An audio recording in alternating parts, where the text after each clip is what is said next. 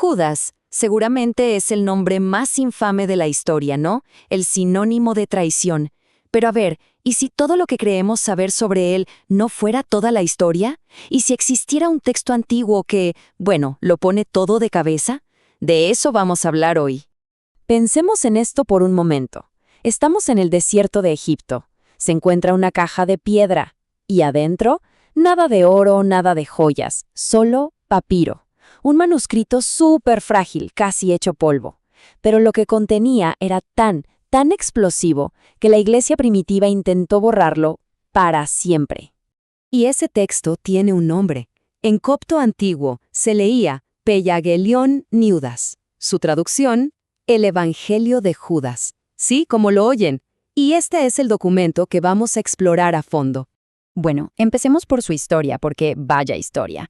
El viaje de este manuscrito es en serio digno de una película de suspenso, una lucha constante contra el tiempo y, la verdad, contra el descuido.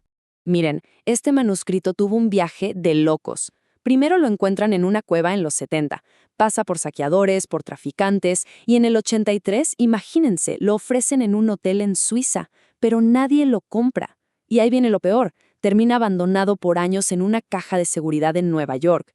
La humedad casi lo desintegra. Que haya sobrevivido hasta que National Geographic lo publicó en 2006 es de verdad un milagro. Y es que, como dijo un experto, este es el manuscrito más maltratado de la historia. Piénsenlo, no es solo un papel viejo. Cada vez que alguien lo abría sin cuidado, ¡puf!, se perdía una pieza. Una palabra. Una idea de este rompecabezas teológico que llevaba oculto casi 2000 milenios. Ok, si la historia de cómo sobrevivió es increíble, esperen a escuchar lo que dice, porque su contenido es todavía más explosivo. Aquí es donde la narrativa que nos han contado toda la vida se da vuelta por completo.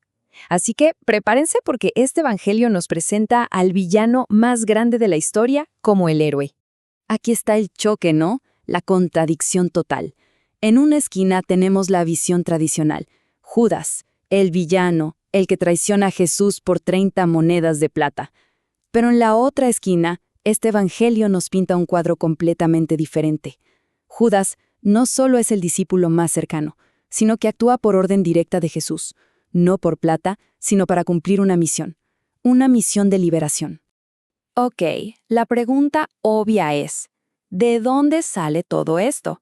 ¿Cómo es posible una versión tan radicalmente distinta?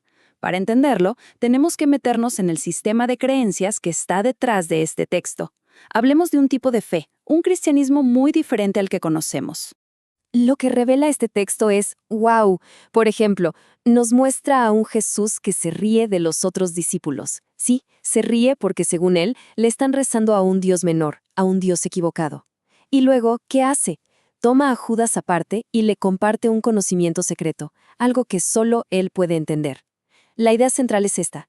El cuerpo humano es una prisión y adentro tenemos una chispa divina. Y la supuesta traición de Judas, en realidad, fue el acto clave para liberar el espíritu de Jesús de esa prisión. Y este sistema de ideas tiene un nombre, gnosticismo. Para los gnósticos, la clave no era la fe ciega en una iglesia.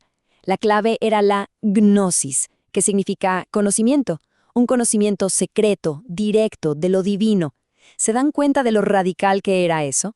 Básicamente decía que no se necesitaban sacerdotes ni obispos para conectarse con Dios. Era una conexión personal. Y claro, eso era una amenaza directa para la autoridad de la iglesia que se estaba formando. Y aquí está el meollo del asunto. ¿Por qué este evangelio era tan peligroso? Piénsenlo. Si Judas, el traidor, era en realidad el verdadero héroe, ¿en qué lugar dejaba eso a los otros apóstoles? Toda la autoridad de la iglesia se basaba en ellos. Un Judas heroico, en pocas palabras, demolía la base de poder de toda la institución. Por siglos, lo único que se sabía de este evangelio era por lo que decían sus enemigos, gente como Ireneo de León, que lo condenó. Pero claro, una cosa es encontrar un texto y otra muy distinta es saber si es auténtico. ¿Cómo sabemos que no es una falsificación de la Edad Media o algo así?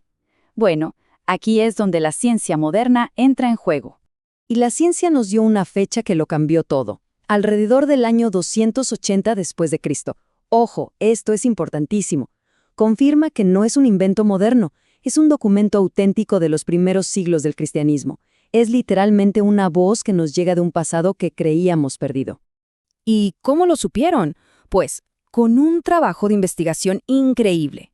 Primero usaron carbono 14 para fechar el papiro. Check. Luego analizaron la tinta y confirmaron que la receta era la de esa época. Doble check. Y finalmente, lo más alucinante, usaron imágenes multiespectrales, que es básicamente usar luz infrarroja para leer letras que a simple vista ya eran invisibles. Así pudieron reconstruirlo todo, casi como un rompecabezas. Entonces, a ver, tenemos un viaje increíble, una teología súper radical y la ciencia que lo confirma como antiguo. ¿Qué significa todo esto? ¿Cuál es la verdadera lección de este descubrimiento? Y aquí viene, quizás, la revelación más importante de todas. El valor del Evangelio de Judas no es tanto probar lo que de verdad pasó en Jerusalén. Su verdadero poder es que nos abre una ventana a los primeros días del cristianismo y nos muestra que no había una sola forma de ser cristiano. Había muchas. Era un campo de batalla de ideas, mucho antes de que una sola versión se impusiera como la única y verdadera. Y todo esto nos deja con una última pregunta flotando en el aire, ¿no? Al final, la verdad, ¿es lo que realmente sucedió o es lo que necesitamos creer que sucedió? Este texto nos obliga a pensar en eso, a cuestionar nuestras ideas sobre héroes, villanos y sobre la naturaleza misma de la historia.